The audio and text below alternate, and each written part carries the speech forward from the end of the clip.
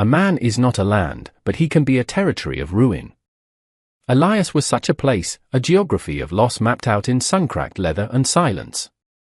His heart was a parcel of fallow ground where nothing had grown for 3 years, not since the fever took his wife and the earth took his child. The ranch, once a thriving testament to his family's grit, had become a monument to his grief. Fences sagged like weary shoulders. The paint on the house peeled back in surrender. And beside the porch, the square of earth that had been his wife's garden was a tangle of thorns and dead stalks, a perfect, aching reflection of the man who owned it. The sky over his acres was a vast, indifferent canvas, most days the color of faded denim, other days the bruised purple of an old sorrow. Silence was the primary crop he cultivated now, a harvest so profound it felt like a physical pressure against the eardrums. It was a silence built from the absence of a woman's laughter and a child's footsteps, a quiet so complete it had its own sound, a low hum of nothingness that had become the soundtrack to his days. He moved through his chores with the grim economy of a man serving a life sentence, his movements stripped of all but necessity. He fed the cattle, patched the same recurring holes in the water trough, and stared at the horizon, waiting for a sunset that promised only another dawn just as empty. He was a ghost haunting the ruins of his own life, a sentry guarding a tomb. He had forgotten the language of hope, the grammar of connection.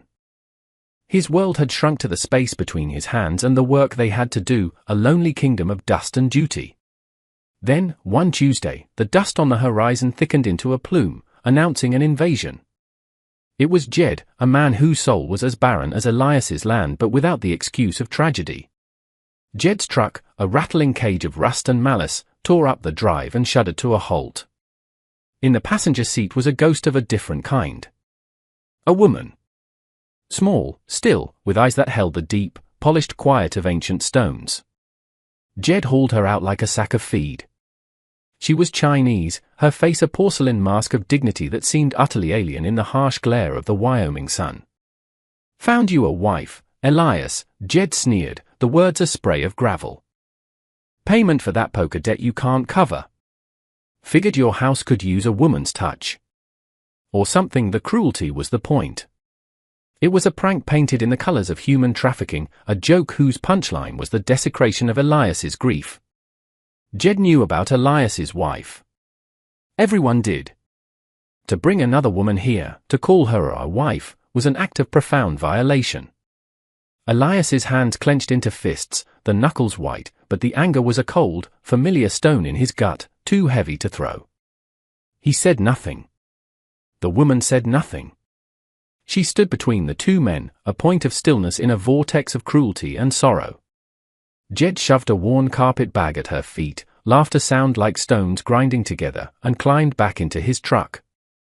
"Don't say I never gave you nothing," he called out, and then he was gone, leaving behind only the settling dust and a silence that was suddenly, terribly, occupied.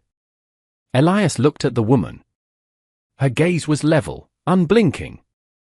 She was not pleading, not crying, not afraid. She was simply there. A fact he had no framework to process.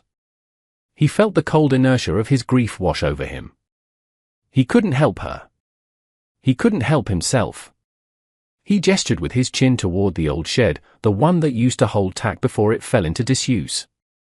"There," he rasped, his voice rough from disuse. It was all he could offer. A roof. A shelter from the indifferent sky. He turned his back on her then, on the problem she represented, and walked toward the barn, feeling the weight of her eyes on his retreating figure. He was a territory of ruin, and she was an unwelcome surveyor, standing at his border. The first week was a conversation spoken in the language of slammed doors and averted eyes. Elias rose before dawn, the habit of a lifetime he couldn't shake, and found she was already awake. He would see her silhouette in the dim light, a motionless figure by the shed, watching the sun bleed color into the eastern sky. He left a plate of bread and jerky on a crate near her door, a transaction, not a kindness. It was fuel. He needed her gone, but he was not a man who would let another human starve on his land.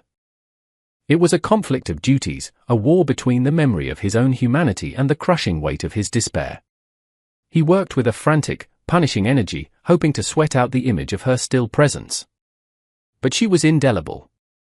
a question mark branded onto his landscape. He felt her watching him as he mended the fence line, her gaze a silent weight he could not shrug off.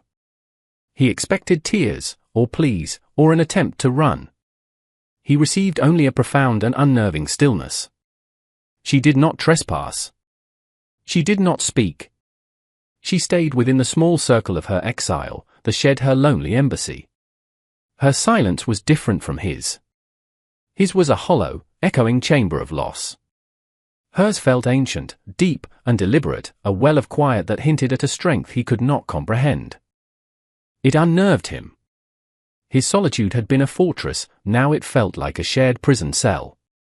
One afternoon, he saw her from the corner of his eye, sweeping the porch of the main house with a makeshift broom fashioned from a fallen branch. The soft, rhythmic scrape of twig on wood was an intrusion, a sound of domesticity that had been absent for 3 excruciating years. He wanted to yell, to tell her to stop, to leave the dust where it lay, a fitting shroud for a dead house. But the word caught in his throat, choked by a confusion he couldn't name. The porch was his wife's space. It was where she had shelled peas, where she had sung to their son, where her rocking chair had worn smooth, gentle grooves into the floorboards. The woman's careful, methodical sweeping felt like an archaeological dig into his freshest wound. He retreated into the barn, the scent of hay and old leather a familiar comfort, but the sound followed him, a gentle rhythm of restoration that he could not escape. The next day, she washed the windows. With a rag he didn't know she had and a bucket of water from the pump, she scrubbed away years of grime. Light, timid, and pale, entered the front room for the first time since the funeral. It illuminated the dust motes dancing in the air, the faded floral pattern on the armchair, the ghost of a life that was. Each small act of labor was a pebble dropped into the stagnant pond of his existence, sending ripples he was not prepared for. He saw her patch a sun-rotted curtain with thread she must have unraveled from the hem of her own dress, her fingers moving with a startling, graceful precision. She was not cleaning. She was mending. And in mending the house, she was trespassing on the sacred ground of his grief, challenging its supremacy with every quiet, determined motion. He watched her, his resentment warring with a flicker of something else, something terrifyingly close to gratitude. He did not know her name. He did not want to know it. To name her would be to acknowledge her, and to acknowledge her would be to let her in. And his heart was a locked room, the key long since buried. Then came the day she walked to the garden. It was a line he had drawn in his mind, a boundary she could not cross. That dead patch of earth was the holiest of holies, the very epicenter of his pain. It was his wife's soul, rendered in soil and stem. He saw her stand at the edge of it, her head bowed as if in prayer, and a raw, protective rage surged in his chest. He took a step forward, a harsh word finally forming on his lips, ready to expel her from this one last, inviolable place. But he stopped. He saw her kneel, not with the arrogance of an intruder, but with the reverence of a pilgrim. She reached out and, with her bare hands, pulled a single, thorny weed from the cracked earth. She laid it gently to the side. Then another. And another. She was not destroying a memorial, she was clearing a grave. He stood there for an unknown measure of time, a statue of conflict, watching her hands, stained with dirt, as she began the slow, patient work of reclamation. He turned and walked away, not in anger, but in a state of profound and unsettling surrender. That evening, he found his favorite work shirt, the one with the tear in the shoulder from a snag on barbed wire, lying folded on the porch rail. The tear was gone. In its place was a seam of such intricate, nearly invisible stitching it looked less like a repair and more like a scar that had healed perfectly. He ran his calloused finger over the threads. It was an act of impossible intimacy. She had touched his garment, poured her skill into it, and returned it to him, whole. He held the shirt to his chest, the scent of clean fabric and sun-dried cotton filling his lungs, and for the first time in 3 years, he felt the stone in his gut shift, just a little. The earth beneath his feet felt infinitesimally less solid. The following week, the dust returned. Jed's truck roared up the drive again, this time with a purpose that felt sharper, more predatory. He swaggered onto the porch, his eyes scanning the clean windows and swept floorboards with a look of smug amusement. Well, "Look at this," he drawled, his voice slick with contempt. "Tidied the place up for you. See? Told you she was useful." Elias stood by the barn door, his body rigid, his hands empty and aching. He was a spectator at his own desecration once more. The woman, whose name he still did not know, came to the door of the shed, her expression unreadable. Jed's eyes fell on her, and his smile widened into a leer. "Time's up, sweetheart. The joke's over. I've got a buyer in Cheyenne who'll pay a prettier price for you than this sad sax poker debt." He took a step toward her, his intent clear. He was here to collect his property. And Elias, caught in the tractor beam of his past, did nothing. He was frozen, a monument to inaction. But the woman was not.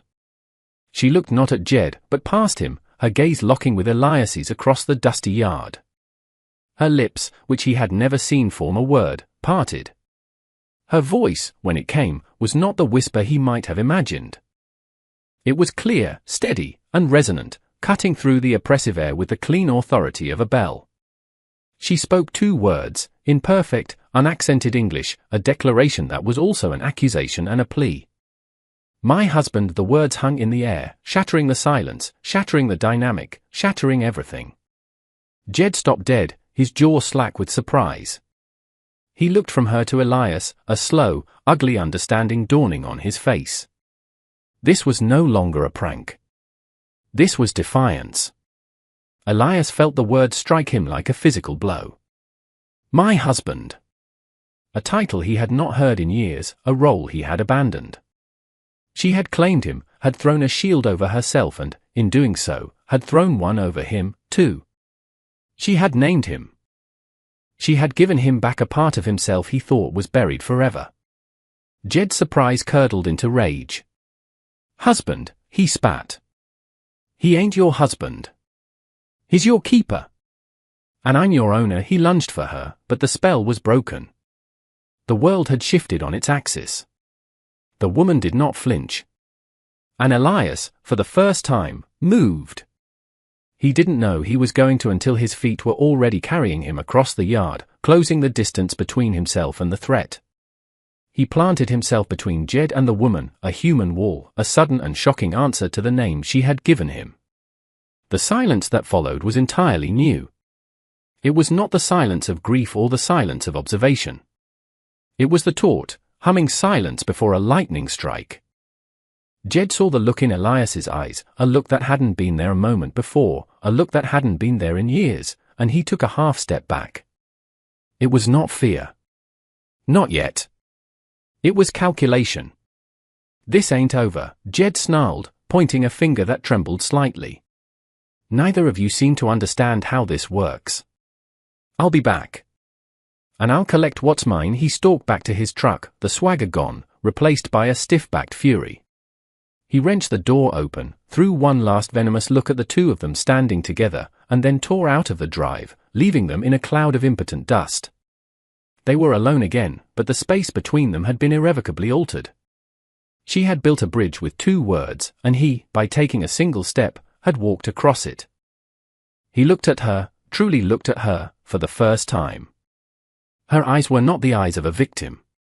They held depths of endurance he could only guess at. He gave a short, sharp nod, an acknowledgement of the treaty she had just signed on their behalf. Then he turned and walked to the dilapidated tool shed. He emerged a moment later with a rusty hoe and a 3-pronged cultivator. He walked over to the edge of her garden plot and set them down on the soil she had so painstakingly cleared. He met her gaze, and for the first time, his voice held something other than the rasp of disuse. It held a sliver of connection. "Leanne," he said, tasting the name in his mouth. He had heard Jed say it, a dismissive utterance. But when Elias spoke it, it sounded like a beginning. Her name was Leanne. And in that moment, in that shared space of defiance, she had made him her husband. The sky began to curdle. Over the next few days, the air grew thick and heavy, charged with an unspoken promise. A new quiet settled over the ranch, but this one was different. It was a silence of alliance, of shared anticipation. Elias worked, but his movements were charged with a new awareness. He was no longer just tending a dying ranch, he was fortifying a perimeter. He found himself watching the horizon not for the end of the day, but for the approach of a threat. Lian, in turn, worked in her garden with a quiet, ferocious devotion. The first pale green shoots were beginning to push their way through the dark soil, fragile promises of life in a place that had only known death. They were a testament to her faith, a faith that was slowly, imperceptibly, seeping into him. He found himself protecting that small patch of green as if it were the most important thing he owned. When a late frost threatened, he rose in the middle of the night and covered the tender sprouts with old burlap sacks he found in the barn. He did it without a word, and in the morning, she looked from the covered plants to him, and her eyes conveyed a gratitude so profound it needed no sound. They were a team, building something fragile in the shadow of a coming storm. The sky grew darker, the clouds assembling like a bruised and angry army. The wind began to pick up, whispering through the eaves of the house, a mournful prelude to violence. The cattle grew restless in the fields, sensing the shift in the atmosphere. The world seemed to be holding its breath. It was on the third day, as the first fat drops of rain began to fall, that the truck appeared again on the horizon. This time, it was not alone. Another truck followed behind it, and Elias could see the silhouettes of 3 other men beside Jed. The time for threats was over. He watched them approach, and he felt not the cold, deadening grip of his old grief, but a hot, clean surge of purpose. He looked at Lian, who was standing on the porch, her hands gripping the rail, her knuckles white. There was fear in her eyes, yes, but beneath it was the same steely resolve he had seen before, the resolve that had woken him from his slumber. She had named him her husband. Now, he would be. He didn't pick up a weapon. His own 2 hands, hardened by years of labor and loss, would be enough. He walked to the center of the yard and waited, the rain beginning to plaster his shirt to his back, the wind whipping his hair across his face. He was no longer a ghost. He was an anchor, a rock against which the coming tide would break. Jed and his men spilled out of the trucks, their faces grim, their intentions plain. They carried tire irons and heavy lengths of chain. They were not here to reason. They were here to break. Last chance, Elias, Jed shouted over the rising wind. Give her up. This doesn't have to get ugly. Elias didn't answer. He simply held his ground, his eyes locked on Jed. He was a protector. A shield. The words Lian had spoken echoed in his mind, not as a memory, but as a command. My husband. It was the truest thing in the world. Jed took it as his final answer. He motioned to his men, and they began to advance, fanning out to surround him. They moved with the lazy confidence of predators who believe their prey is already defeated. They were wrong. Elias saw the first man approach from his left, swinging a tire iron in a low, careless arc. Elias moved with a speed that surprised them, that surprised even himself. He sidestepped the blow, grabbed the man's wrist, and used his momentum to spin him off balance, sending him crashing into the man behind him. The fight was a blur of desperate motion, a chaotic ballet set to the music of the roaring wind and the drumming rain. It was not a fight for dominance or for pride. It was a fight for a garden. It was a fight for a mended shirt. It was a fight for the woman on the porch who had looked at his ruin and seen a home. Elias was a cornered animal, fighting with the ferocity of a creature defending its last hope. He took a blow to the ribs that stole his breath, a fist to the jaw that made his vision swim with stars. But for every blow he took, he gave one back, fueled by 3 years of dormant rage and a few weeks of burgeoning hope. He was no longer just Elias, the widower. He was Lian's husband. And they would not touch her. The climax came when Jed, seeing his men faltering, charged in himself, his face a mask of fury. He swung a heavy chain, aiming for Elias's head. Elias, staggering, ducked under the blow, the chain whistling past his ear, and drove his shoulder hard into Jed's midsection. The 2 men went down in the mud, grappling, rolling, 2 primal forces locked in a desperate struggle. It ended when Elias, his vision clearing for a moment, pinned Jed to the ground, his forearm pressed against his throat. He looked down into the man's terrified, sputtering face, and he saw nothing but pathetic, empty cruelty. There was no more anger left in him. Only a vast, weary finality. "Get off my land," Elias growled, the words torn from his throat. He pushed himself up, leaving Jed gasping in the mud. The other men, seeing their leader defeated, seeing the feral, unbreakable light in Elias's eyes, backed away. They dragged Jed to his feet and bundled him into the truck. The engine sputtered to life, and they retreated, vanquished, leaving only the churned mud and the cleansing rain behind. The storm broke then, in earnest. The heavens opened up, a torrential downpour that washed the blood from his knuckles and the dust from the air. Elias stood alone in the center of the deluge, his chest heaving, his body aching, but his soul, for the first time in an eternity, felt clean. He looked toward the house and saw Leanne standing there, no longer on the porch, but at the threshold of the open front door. She was waiting for him. He had defended his territory. Now, it was time to come home. He stumbled toward the house, each step a testament to the pain racking his body. The world tilted, his strength finally giving out, but before he could fall, she was there. She caught him, her small frame surprisingly strong, and guided him across the threshold, out of the storm and into the quiet warmth of the house. He collapsed into the armchair, the one his wife had favored, the one whose windows Leanne had washed clean. He was vaguely aware of her moving around him, her actions swift and efficient. She returned with a basin of warm water and a clean cloth. She knelt before him in the low light of the room, the sound of the rain against the roof a soothing rhythm. She said nothing. No words were necessary now. The battle had said everything that needed to be said. She gently took his bruised and blooded hand in hers, her touch sending a jolt of warmth through him. With the same infinite care she had used to tend her garden and mend his shirt, she began to clean his wounds. Her fingers were deft and gentle, tracing the lines of his pain, washing away the dirt and the blood. He watched her, his head leaned back against the chair, his vision blurry with exhaustion. He watched the way her dark hair fell across her face as she concentrated, the set of her jaw, the quiet dignity in her every movement. She had faced down a monster and had not flinched. She had healed his home. Now she was healing him. When she finished with his hands, she moved to the cut on his cheek, dabbing it gently.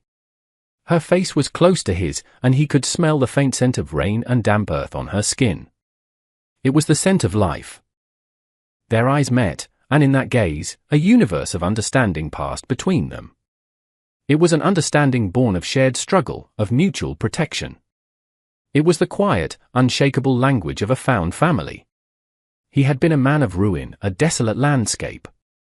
She had arrived, a silent gardener, and had planted a seed of defiance in his barren soil. He had watered it with his own blood.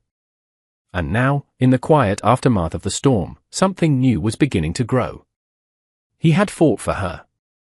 But the truth was, she had been the one to save him. The seasons turned, as they always do, indifferent to the dramas of men but responsive to the care of their hands. The spring that followed the storm was a revelation. The small patch of earth beside the porch, once a graveyard of his wife's memory, exploded into a riot of color and life under Leanne's patient stewardship. Peonies bloomed in audacious bursts of pink, their heavy heads bowing in the breeze. Tall stalks of delphinium reached for the sky, their blue a startling echo of a clearer, more hopeful heaven. It was no longer a place of sorrow. It was a testament to resilience, a living monument not to what was lost, but to what could be reborn. The ranch healed alongside the garden. The fences stood straight and taut, no longer sagging in defeat. A fresh coat of white paint on the house gleamed in the sun, a beacon of renewal. The porch swing, its chains oiled and silent, moved with a gentle, rhythmic grace. Elias and Leanne worked side by side, moving in a comfortable, practiced orbit. The silence between them remained, but it had transformed completely. It was no longer a chasm of grief and misunderstanding, but a shared space of peace, a quiet so full of unspoken understanding that words felt clumsy and intrusive. It was the silence of two people who knew each other's heart without needing to hear it speak. He would watch her in the garden, her hands buried in the rich soil, a small, contented smile on her face, and he would feel a warmth spread through his chest that he had long thought impossible. She would bring him a glass of cool water as he worked on the tractor, her eyes meeting his in a look that spoke of partnership and deep, abiding affection. They had built a life not on the foundations of a shared past, but on the promise of a shared future. They were two broken pieces that had, against all odds, fit together to make something new and whole. One evening, as twilight painted the sky in shades of lavender and rose, they sat together on the porch swing, a cup of hot tea steaming in Leanne's hands. They watched the fireflies begin their nightly dance over the blooming garden. He reached out and gently took her hand, his calloused fingers lacing through hers. It felt like the most natural thing in the world. She leaned her head against his shoulder, a simple gesture of trust and belonging that spoke volumes. In the quiet of that evening, surrounded by the life they had nurtured together, Elias knew he was no longer a territory of ruin. He was home. And so our story concludes, not with a grand declaration, but with a quiet truth. It ends with a blooming garden and two hands intertwined, a testament to the profound and simple power of human connection. We've witnessed a journey from the depths of despair to the gentle shores of healing, a transformation sparked not by a great event, but by a series of small, courageous acts of care. It's a story that reminds us that a person is not a transaction, not a joke, not an object to be won or discarded. Every soul carries a name and a story, and possesses an inherent dignity that no amount of cruelty can extinguish. It shows us that the deepest wounds, the ones that turn a heart into a barren field, can be healed. Not always by words, but by the quiet persistence of kindness, by the simple act of mending what is torn, cleaning what is tarnished, and nurturing what has the potential for life. This story is a parable about the homes we build. They are not merely structures of wood and nail, but sanctuaries built of mutual respect, of shared labor, of standing as a shield for another against the storms of the world. It is in the act of protecting another that we often find we are saving ourselves. Think, for a moment, about your own life. Who has been the gardener for your soul? Who saw the potential for life in you when all you could see was ruin? Who performed the small, quiet acts of mending that helped put you back together? True strength is not the absence of wounds, it is the courage to help heal the wounds of another. If this story of redemption and the quiet power of kindness resonated with you, please take a moment to show your support. A simple like helps our stories reach others who may need to hear them, and subscribing to the channel ensures you won't miss our future explorations into the heart of the human condition. Thank you for listening.